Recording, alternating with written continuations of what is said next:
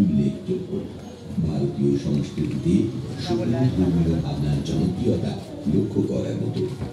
মনসার জন্ম বৃত্তান্তের পৌরাণিক কাহিনীর উপর ভিত্তি করে দেশ কাল সময় ভেদে পাওয়া যায় নানা উপাখ্যান। তাদের মধ্যে সর্বাধিক পরিচিত মনসা মঙ্গল।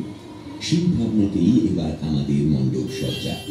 আসুন পূর্ব ভারতের এই প্রাচীন ধর্ম সংস্কৃতির সঙ্গে পুনরায় পরিচিত হই এবং শিকড়ের সন্ধান করি।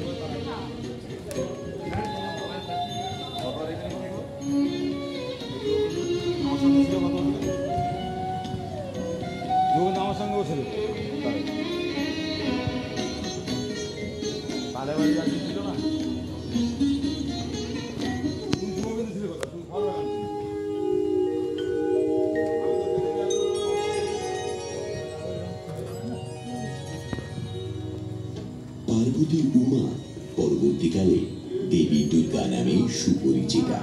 তারই মানুষ কন্যা দেবী মনসা।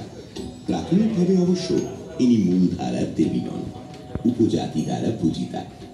রূপভেদের ক্রম বিবর্তনের সঙ্গে সঙ্গে সমাজের উচ্চ কোটির দ্বারা উপাস্য।